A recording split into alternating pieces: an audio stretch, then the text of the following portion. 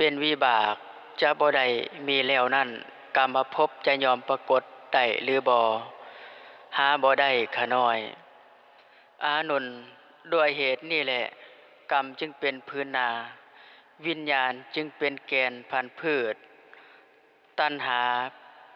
เป็นอย่างของแกนพืชความเจตนาก็ดีความปรารถนาก็ดีของสัตว์ทั้งหลายมีอวิชชาเป็นเครื่องกั้นมีตัณหาเป็นเครื่องผูกมัดตั้งอยู่แล้วด้วยธาตุสั้นต่ำกามธาตุการบังเกิดขึ้นในภพใหม่ต่อไปย่อมมีได้ด้วยอาการอย่างนี้อานนท์ถ้ากรรมมีรูปธาตุเป็นวิบากจะบ่ได้มีแล้วนั่นรูปประพบจะยอมปรากฏได้หรือบ่หาบ่ได้ขะน้อย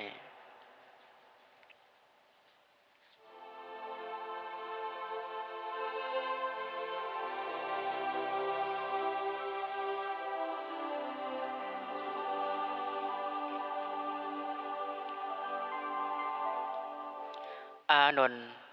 ด้วยเหตุนี้แหละกรรมจึงเป็นพื้นนาวิญญาณจึงเป็นแกนพันธุ์พืชตัณหาเป็นอย่างของพืชความเจตนาก็ดีความปรารถนาของดีของสัตว์ทั้งหลายมีอวิชชาเป็นเครื่องกั้นมีตัณหาเป็นเครื่องผูกมัดตั้งอยู่แล้วด้วยธาตุสั้นกลางรูปธาตุการบังเกิดขึ้นในภพใหม่ต่อไปย่อมมีได้ด้วยอาการเช่นนี้อานนท์ถ้ากรรมมีอาหูปธาตุเป็นวิบากจะบ่ได้มีแล้วนั่นอาหูปภพจะยอมปรากฏได้หรือบ่หาบ่ได้ขะน้อยอานนท์ด้วยเหตุนี่แหละกรรมจึงเป็นพื้นนาวิญญาณจึงเป็นแกนพันธุ์พืชตัณหาเป็นอย่างของพืชความเจตนาก็ดีความปรารถนาของสัตว์ทั้งหลายมีอวิชชาเป็นเครื่องกั้นมีตัณหาเป็นเครื่องผูกมัดจึงอยู่แล้วด้วยธาตุสันปานีตอาโหปธาตุการบังเกิดขึ้นในภพใหม่ต่อไปย่อมมีได้โดยอาการเช่นนี้สาธุแม่ออกซื้อจังไรล่ะบอแม่ออกซื้อจังไร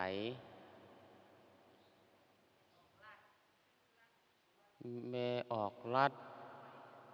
อุทิศให้แม่หล่า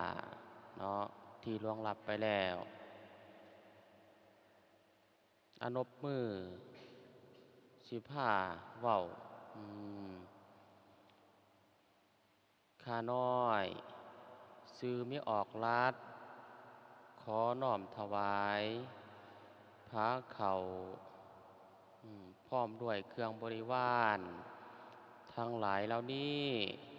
แด่พระสงฆ์ขอพระสงฆ์จงรับ เมื่อได้หับแล้วก็หน่อยขออุทิศส่วนบุญส่วนกุศลเหล่านี้ให้แก่เมหลาผู้ที่ล่วงลับไปแล้วถ้าตกทุกข์ขอให้พ้นจากทุกข์ถ้าว่ามีความสุขแล้วขอให้มีความสุขยิ่งขึ้นไปตราบต่อเท่าเข้าสู่พระนิพพานสาธุสาธุสาธุอนุโมทามิสำเร็จอันนี้เด้อถ้าบ่มีไผนำผ้ากล่าวคำถวายหั่นน่ะญาติโยมจับผ้าเขาเคนเลยแล้วระลึกถึงบุคคลนั้นก็ฮอดคือกันนะเด้อจะสั่นเยาวว่ายากผู้นั้นยากผู้นี้สมมุติว่าลูกหลานไปเมืองอื่นบ้านอื่นหั่นน่ะระลึกถึงพ่อถึงแม่หั่นน่ะแม่นว่าเอาเครื่องของให้พระสงฆ์นี่นะนิมนต์รับเขาหน่อยหลังจากนั้นระลึกถึงแม่เฮาก็จบได้บุญคือกันเด้อเข้าใจนะเออบ่เกี่ยวคำว่าบ่เกี่ยวกับการหยาดน้ำบ่เกี่ยวกับการกล่าวคำอุทิศบ่เกี่ยวเกี่ยวกับใจและ โยมหัดถวายเครื่องนะอันที่สองกรณีเฮาบ่มีเงินซื้อเครื่องของมาถวายนะพระพุทธเจ้าบอกว่ารักษาศีลศีลห้ามีหยังแน่ห้ามฆ่าสัตว์ห้ามขี้ลักห้ามประพฤติผิดในกามห้ามบอกผิดตัวห้ามดื่มสุรายาเมานี่รักษาแล้วอุทิศส่วนบุญส่วนกุศลเหล่านี้ให้แก่ผู้ตายก็ได้คือกันเข้าใจเนาะอันที่สามบ่มีเงินบ่มีทองนี่เฮาก็อยู่ก็ลมหายใจฟังให้คักๆแมวรัดหายใจเข้าให้หูหายใจออกให้หูนี่ใจเฮาสงบนี่แผ่ไปให้ผู้ตายก็ได้บุญคือกันจังสั้นบ่ต้องว่าโอ้ยบ่มีเงินมีคำมาเฮ็ดพาเขาพาปลาให้แม่ให้พ่อบ่ต้องเว้าศาสนาพุทธเฮาบ่ได้เล็งที่เงินเล็งที่ใจใจเฮานี่บริสุทธิ์บ่วิธีให้ใจบริสุทธิ์คืออยู่กับลมหายใจนี่และการท่องบทพยัญชนะอันนี้ก็ห่วงบุญห่วงกุศลอีกอันดับหนึ่งนี่เฮาก็อุทิศส่วนบุญส่วนกุศลเหล่านี้ให้แก่ผู้ตายนี่ได้คือกันเด้อและบุคคลนั้นสิได้รับหั่นน่ะผีได้รับหั่นน่ะพระพุทธเจ้าว่าสัตว์เหล่านั้นสิได้รับนี่บ่แม่นว่าสิโจมแบบนี้นะบ่แม่นแค่ได้ยินว่าลูกหลานนี่นะกระทำคุณงามความดีนี่ผีเหล่านั้นภาษาบ้านเฮาหั่นกลับมาเข้าสู่ภพภูมิของตนนี่ดีอกดีใจนี่เปรียบเสมือนพวกเฮานี่เห็นหมู่กระทำคุณงามความดีแล้วเฮานี่มีใจอนุโมทนาบุญว่าสาธุแม่แปลงรู้สึกจังไดดีใจแต่ว่าจังสั้นเข้าใจเนาะต่อไปทองบทพยัญชนะส่วงเสาบทที่ใดแม่แนวโฮมเฮามื้อนี้งานถอดต้นเด้อไผมีเวลาก็ไปนะพอในโฮมเด้หน้าใดอันนี้ปุ่มเล่มนี้นี่สำคัญไม่ออกรัดสิฮู้จังไดว่ามิตรดีมิตรซัวพัวดีพัวซัว34ไปแม่เฮาแม่ได้ทองแล้วก็สิได้บุญอีกเพิ่ม2เท่าได้ไปแม่ไปพร้อมกันเนาะหน้าที่34เด้อแม่สมเด้อแม่เห็นอยู่บ่ยังบ่แม่สิให้แม่สมได้พอเผยพอได้โหมเฮาเห็นแล้วเนาะไป34มิตรดีมิตรเทียมสิฮู้จังไดเทียมมิตรคนเทียมมิตรมิตรเทียมคหบดีบุตรคนสี่จำพวกเรานี่คือ1คนนำเอาแต่สิ่งของเพื่อนไปท้าเดียวคนวางแต่ได้อย่างเดียว2คนดีแต่เว้า3คนปะจบสอพอ4คนซักส่วนในทางจิบหายทานจงหู้ว่าบ่แม่นมิตรเป็นแต่คนเทียมมิตร1คหบดีบุตรคนนำเอาแต่สิ่งของเพื่อนไปท้าเดียวทานจงหู้ว่าบ่แม่นมิตรเป็นแต่คนเทียมมิตรโดยมีสีสถานะคือ1เป็นคนคิดเอาแต่ได้ฝ่ายเดียว2ยอมเสียน้อยแต่หวังอยากได้หลาย3บ่ฮับกะทำกิจของเพื่อนในข่าวมีไผ4คบเพื่อนเพราะเห็นแก่ประโยชน์ คะหะบอดีบุตรคนนำแต่สิ่งของเพื่อนไปท่าเดียวทานจงหู้ว่าบ่แม่นมิตรเป็นแต่คนเทียมมิตรโดยมีศีสะฐานะเหล่านี้แหละสองขาหะบอดีบุตรคนดีแต่เว้าทานจงหู้ว่าบ่แม่นมิตรเป็นแต่คนเทียมมิตรโดยมีศีสะฐานะคือหนึ่งเก็บเอาของที่ลวงแล้วมาป้าใสสองอ้างเอาของที่ยังมาบ่ถึงมาป้าใสสามทรงเคราะห์ด้วยสิ่งที่หาประโยชน์บ่ได้ สี่เมื่อมีกิจธุระก็แสดงความคัดของขาหะบอดีบุตรคนดีแต่เว้าทานจงหู้ว่าบ่แม่นมิตรเป็นแต่คนเทียมมิตรโดยมีศีสะฐานะเหล่านี้แลสามหน้าต่อไปเด้อ35คาหะบอดีบุตรคนป่าจบสอพอทานจงหู้ว่าบ่แม่นมิตรเป็นแต่คนเทียมมิตรโดยมีศีสะฐานะคือหนึ่งตามใจเพื่อนที่เฮ็ดความสัวจะเฮ็ดความสัวก็ค่อยตามสองตามใจเพื่อนที่เฮ็ดความดีจะเฮ็ดดีก็ค่อยตามสามต่อหน้าสรรเสริญสี่รับหลังนินทาคาหะบอดีบุตรคนป่าจบสอพอทานจงหู้ว่าบ่แม่นมิตรเป็นแต่คนเทียมมิตร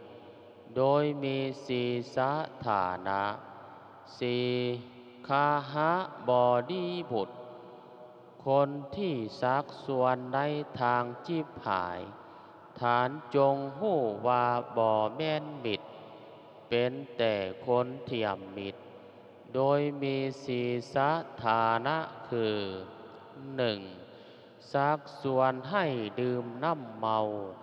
คือสุราและเมรัยอันเป็นที่ตั้งแห่งความประมาทสองซักส่วนเที่ยวตามสถานที่ต่างๆในเวลาวิกาลสามซักส่วนให้เที่ยวเบิงการลิ้นมหรสพต่างๆสี่ซักส่วนให้ลิ้นการพระนันอันเป็นที่ตั้งแห่งความประมาทขาหะบอดีบุตรคนที่ซักส่วนในทางจิบหายฐานจงหู้ว่าบ่แม่นมิตรเป็นแต่คนเทียมมิตรโดยมีศีสะฐานะเหล่านี้แลบัณฑิตผู้แจงมิตรสีจำพวกเหล่านี้คือมิตรปอกหลอกหนึ่งมิตรดีแต่เว้าหนึ่งมิตรปายจบสอบพอหนึ่งมิตรแนะนำในทางจิบหายหนึ่งว่าบ่แมนมิตรดังนี้แล้วก็เว้นเสียให้หางไก่เหมือนคนเดินทางเว้นทางที่มีภัยเส้นนั้นสาธุมืออื่นมิตรแท้เนาะนี่ลูกหลานต้องหู้คบหาสมาคมกับคนน่ะสิหูจังไดว่ามิตรแท้มิตรปลอมเออต้องแบบนี้เนาะมิตรประจบสอบพ่อนี่ภาษาบ้านเฮาว่าจังไดแม่เฮาพ่อเฮาเสนามัคคิกาเนาะเออ แม่นตะวันเนาะตามใจเพื่อนที่เฮ็ดความชั่วจะเฮ็ดความชั่วก็ค่อยตามนะนี่ตามใจเพื่อนที่เฮ็ดความดีจะเฮ็ดดีก็ค่อยตามเห็นบ่บ่ฮู้จำแนกว่าอันใดผิดอันใดถูกกันนะนี่เอิ้นว่ามิตรเทียมมันเป็นจังซี้เด้อคนเทียมมิตรมื้อนี้มาระลึกถึงคุณของแม่หลาเนาะเพิ่นได้อานิสงส์ในการฟังธรรมเด้อแม่หลาผิวพรรณผ่องใสดีเด้แม่ออกหลานี่เป็นน้องของแม่ออกตุนแม่นแต่ว่าโอ้ตระกูลสองสาวนี่ได้ดีเนาะสงสัยเขาพระพุทธเจ้าบอกว่านี่ได้สั่งสมบารมีกับพระพุทธเจ้าได้นี่แม่ตุนกะอินทรีย์ผ่องใสคือกันแม่ล่ะกะอินทรีย์ผ่องใสคือกัน2 ชั่วโมงเท่านั้นได้เออแห้งเปิดลายเนี่ยนะแห้งผิวพรรณแม่นี่แจ้งขึ้นเรืองขึ้นเพราะว่าการได้ยินได้ฟังคำสอนพุทธเจ้าก่อนตายเนี่ยนะมีออกผู้ที่ละสังโยชน์5บ่ได้นี่เครื่องห้อยหัดจิตใจเฮานี่5อย่างก็จะละได้ก็จะได้ไปเกิดอยู่เทิงสั้นพรหมสั้นสุทธาวาสพระพุทธเจ้าว่าแล้วปรินิพพานอยู่เทิงเลยนะจังสันลูกหลานกะอนุโมทนานำและก็ตั้งใจให้ตัวเองฮู้คำสอนพุทธเจ้าหั่นแหละ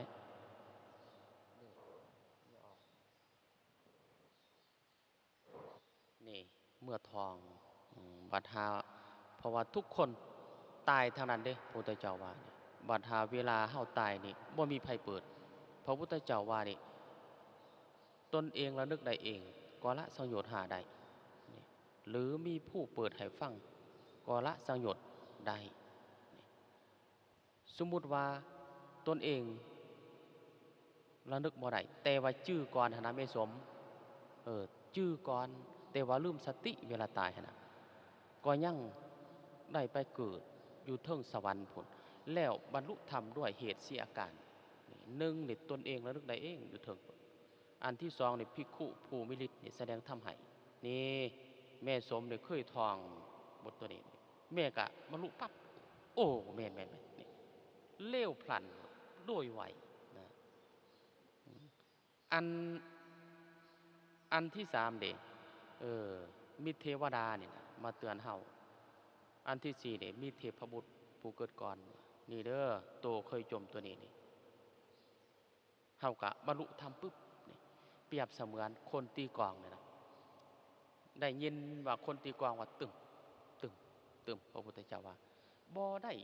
สงสัยเคลือบแคลงว่าปะเสียงกลองบ่หรือว่าเสียงแสงสันใดก็สันนั้นผู้ที่ได้ยินได้ฟังคำสอนพระพุทธเจ้านี่นะจื้อนี่นะเมื่อมีหมู่ทองให้ฟังเลยโอ้ปฏิจจสมุปบาทแน่นอนนะแม่นะเพราะว่าคำบอกพระพุทธเจ้านี่ประกอบด้วยอนุสาสนิปฏิหารภาษาบาลเฮาว่าอัศจรรย์เออความอัศจรรย์เนี่ยนะมันติดในใจเฮานี่ทุกภพทุกชาติเลยจังซี่แม่จอมจะซันเด้อแม่เด้อไประลึกถึงคุณแม่หล่าเฮาอยู่กับลมหายใจเด้อนบไม่ออกอิหยังชื่อจะนะลืมเลยไม่ออกลัดเออจะหน่อยเมื่ออ่านเด้อปึ้มนี่เมื่ออ่านอืมนบนบเป็นหยังจึงบ่ได้แนะนำให้ญาติน้ำเพราะบ่มีในคำสอนพระพุทธเจ้านะบุญสิสำเร็จได้นะเพราะด้วยใจนี่เนาะต่อไปเด้ออยู่กับลมหายใจนิ่งๆอาถาสิเมอากาสิเมยาติมิตตาสาขาจะเมเปตานังทักขินังทัสสาผู้เปกตามนุษย์สารังเมื่อบุคคลมาระลึกถึงอุปการะคุณอันทานได้เฮ็ดแล้วแก่ตนในการก่อนว่าผู้นี้ ได้ให้สิ่งนี้แก่เฮาผู้นี้ได้เฮ็ดกิจนี้แก่เฮาผู้นี้เป็นญาติเป็นมิตรเป็นหมู่เพื่อนของเฮาดังนี้ ก็ควรให้ทักกินทานเพื่อผู้ที่ละโลกนี้ไปแล้วนั้นนะหิรุนังวาโสโกวายาวัญญาปริเทวนา การห้องไห้ก็ดี การเศร้าโศกก็ดี หรือการห้ามไห้ลำพันอย่างอื่นก็ดี บุคคลบ่ควรเฮ็ดเลยนะตังเปตานะมัทธายะ เพราะการห้องไห้เป็นต้นนั้นบ่เป็นประโยชน์แก่ญาติทั้งหลายผู้ที่ละโลกนี้ไปแล้ว เอวังติดทันติญาตโยญาติทั้งหลายผู้ตายไปแล้ว ยอมตั้งอยู่อย่างนั้น คือบ่ฮู้ว่า มีคนห้องหา อายัญจะโขทะขีนาทินา ก็ทักขีนานุปทาน อันทานใดให้แล้ว สังคัมหิสุปฏิทิตา ตั้งประดิษฐานไว้ดีแล้วในหมู่สงฆ์ทิฆะรัตตังหิตายัสสะทานะโสอุปกัปปติ ยอมสำเร็จประโยชน์เกื้อกูลแก่ผู้ที่ละโลกนี้ไปแล้วนั้น ตลอดกาลนานตามฐานะ โสยาธิธรรมโมจะอายังนิทัสสิโต ญาติที่ทำนั่น ทานได้แสดงให้ปรากฏแล้ว แก่ญาติทั้งหลาย ผู้ที่ละโลกนี้ไปแล้ว เปตนะปูสจะกะตาอุราลา และการบูชาอันกว้างขวาง ทานก็ได้เฮ็ดแล้วแก่ญาติทั้งหลาย ผู้ที่ละโลกนี้ไปแล้วนั้น พระลันจะภิกขุนะมนุปปะที่นัง กำลังแห่งภิกขุทั้งหลายชื่อว่าทานได้เพิ่มให้แล้วด้วย ตุมเฮหิปุญญังปะสุตังอนัปปคันติ บุญบ่อน้อยทานได้ค้นขวายแล้ว ดังนี้แหละสาธุอืมการหยาดน้ำนี่มาแต่ประเทศใดแม่ฮะอีสานเฮาต้องฮู้เด้อเด้อแม่จอม การหยาดน้ำนี่นะไม่มาแต่ไสมาแต่ลาวอีสานเฮานี่เอลาวอีสานว่าลังน้ำทักขิณาทกทักขิโนทกเห็นบ่เออจังสั่นประเทศอื่นเขาก็บ่ได้หยาดน้ำดอกจังสั่นเอิ้นว่าในลาวนี่นะเอามาจากไทยฮะนะว่าความเป็นมาประวัตินี่ในปึ้มเล่มนี้สิฮู้ว่าปีนั้นมันเกิดคำว่าหยาดน้ำนี่นะภาษาไทยว่ากรวดน้ำภาษาเฮาว่าหยาดน้ำนะจังสั่นแม่เอามาแต่ไทยสูตรรดน้ำก็เอามาแต่ไทยสูตรกระทงก็เอามาแต่ไทยเนี่ย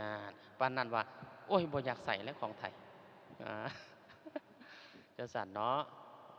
ต่อไปเคนผ้าขาวเด้อไม่ออกหลาเด้อบ่แม่นไม่ออกลัดเด้อเออถูกลมพัดลุดปลิวไปไกล สมัยนั้นพระโคดมยอมบัญญัติซึ่งอันใด ว่าเป็นเสื้อแก่เปลวไฟนั่น ถ้าถือว่ามันยังมีเสื้อไฟอยู่ วัดสมัยใดเปลวไฟถูกลมพัดลุดปลิวไปไกล